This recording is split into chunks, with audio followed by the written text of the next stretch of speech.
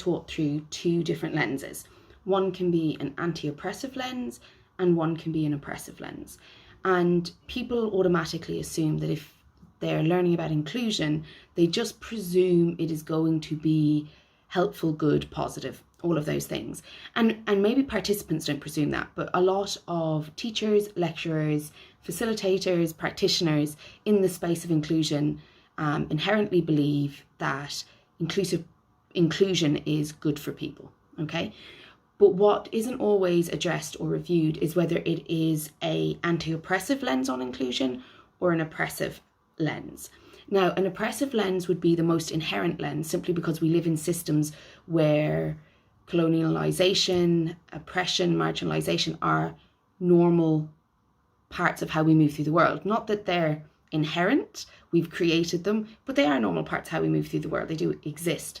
And so it isn't a big stretch to think about the fact that when we're working with inclusion, we may be also using an oppressive approach. So we may deem that the topic and the content is really helpful, but that the actual approach we're taking, we may not think about whether that is anti-oppressive or oppressive, simply because we believe in the content.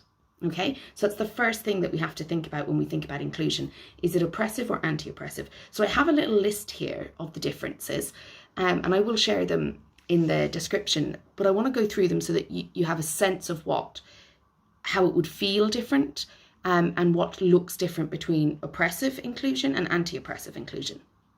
So I will be looking at my notes. So anti-oppressive inclusion involves listening to the spectrum of experiences within any one experience or one identity group or experience of marginalization, knowing that even within those there's a spectrum. So there's a lot of listening in anti-oppressive inclusion.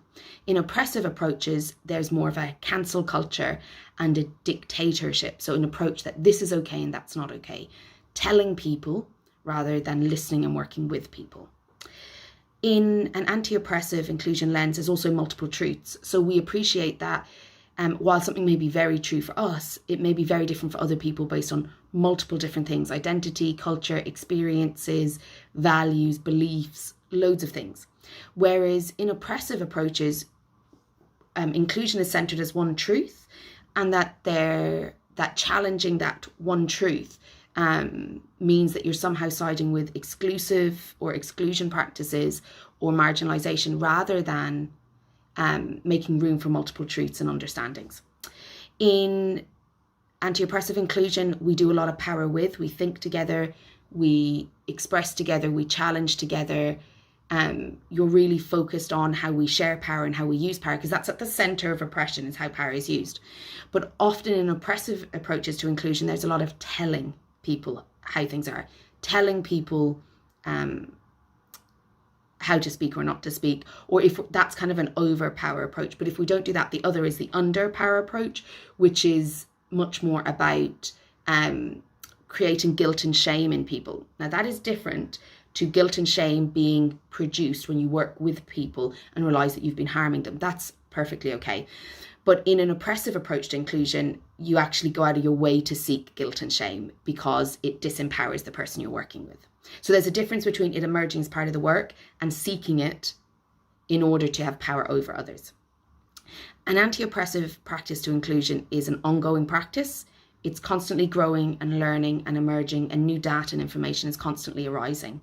Whereas with an oppressive approach, perfection, getting it right, having all the right knowledge, never making mistakes, people being PC becomes more important than the actual practice of inclusion.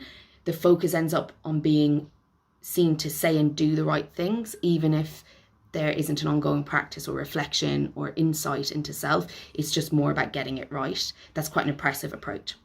Another anti-oppressive approach to inclusion will be evolving understanding. So room for the fact that what I believe today should and will be changed later on, and that what worked previously may need to evolve now that we have changes in systems, we have people evolving in different ways and their different understandings.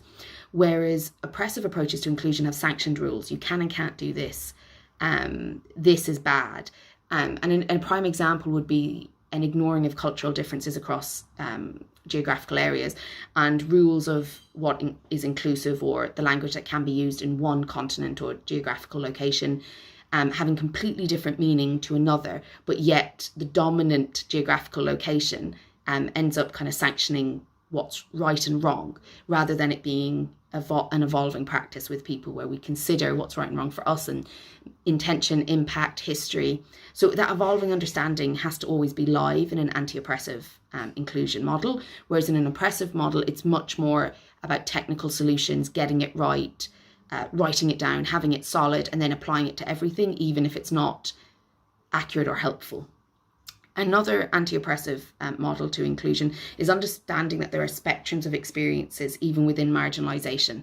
So even within groups that are marginalised, and individuals within that group will experience that very differently and may have very different values, beliefs and understandings and narratives around it, and not trying to shut down narratives that don't suit a particular agenda, but actually understanding that every group, everyone who's experienced any marginalisation will have different spectrums of experience on that.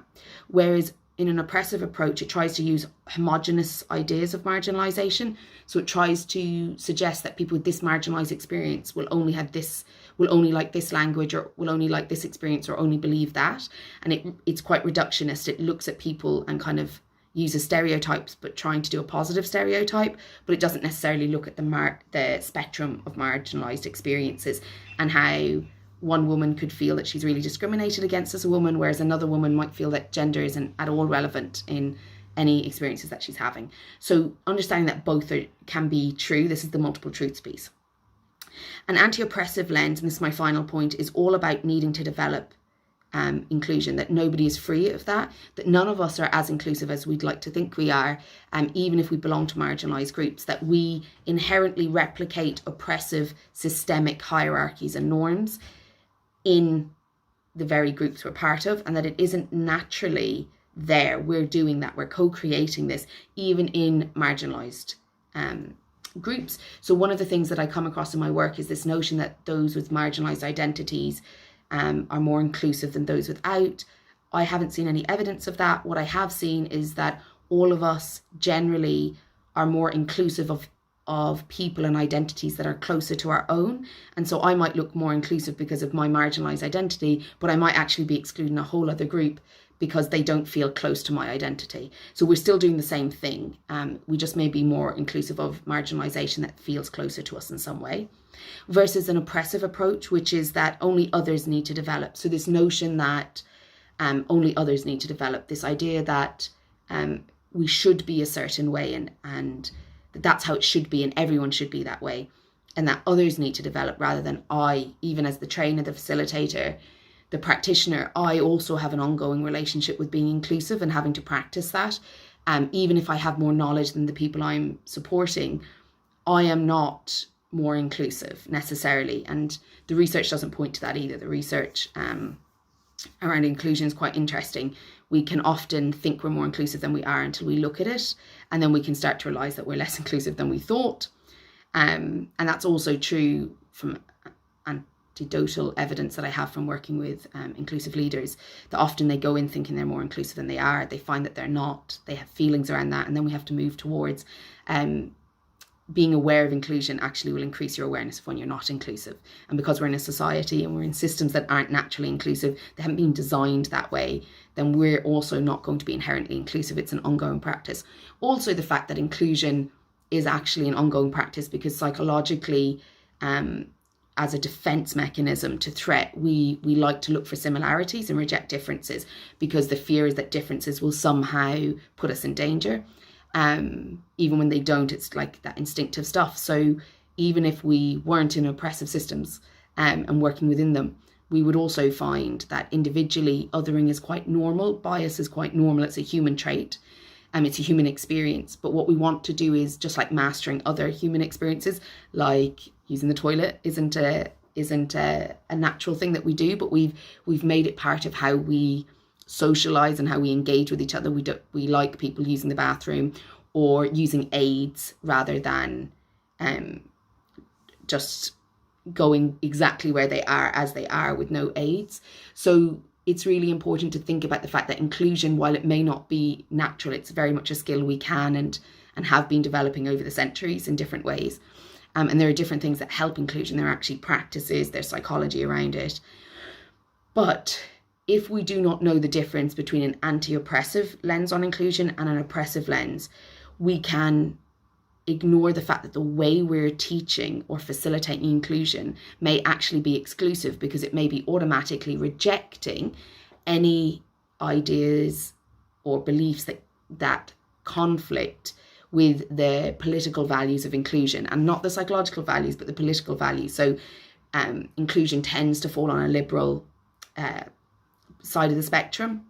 Generally, there's lots of people in the middle who are inclusive, and I would actually say there's lots of conservatives who are also inclusive. But generally, the values of liberalism has kind of come through into inclusion work. And while there's no issue for that, because they should be included too, one of the challenges is if we have a particular stance and then we reject anyone who has a different stance, even in our training or even in our work, then we are naturally being exclusive. So we're teaching something while being exclusive, because an oppressive lens is naturally exclusive, because it says that there's one right way and that's the dominant, that becomes dominant, and everyone else must conform. That's what oppression looks like, get in line. Whereas an anti-oppressive lens is let's work together. So rather than get in line, let's work together. And to do the let's work together, I have to be able to hear and critically think about opposing positions, political positions, or the needs of those that I deem as less important than those that maybe I advocate for. And what can happen is that we often, and I'm saying I as in practitioners of inclusion, I'm not saying me in particular, I'm saying I, all of us, we need to think more about if the way that we are role modeling and discussing inclusion is oppressive, then we are inherently creating exclusion within those conversations. And we've created a hierarchy of values. Whereas if it's anti-oppressive, we are working with and listening, and there is room for real big differences in the room. I'm not attempting to dominate with my values. I'm actually facilitating practice of inclusion, which brings with it tensions and challenges, because to be inclusive is to develop in some way. We need the research that Randall et al. 2018 did talks about the fact that inclusive leaders need to be able to engage humility. They need to be able to have cognitive complexity and pro-diversity beliefs. Now, the pro-diversity beliefs, I think, is an interesting one, because I think you can have pro-diversity beliefs without agreeing with different beliefs. You can say they add richness and value to the conversation without saying I agree with those beliefs, right?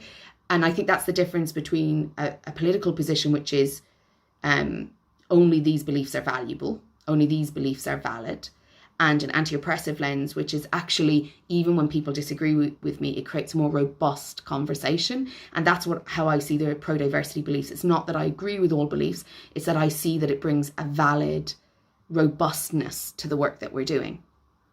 Humility is my ability to learn in the process, my ability to know I don't have all the answers. And an oppressive approach to inclusion is kind of making kind of like black and white answers, simplistic solutions, technical solutions for very complex issues. It's looking at something as right and wrong rather than looking at something as how it's emerged and what's contributed to it. And if we aren't happy with what's here, how do we change it together? You know, it's more process orientated in discussions rather than dictatorship. And then in terms of cognitive complexity, so this is the interesting one, because it means that to be an inclusive leader, which is also the practice of anybody who's trying to be inclusive, we need to be able to think more complexly. We need to be able to see that people would have opposing values, beliefs and worldviews, and they are as valid as ours, even if we disagree with them.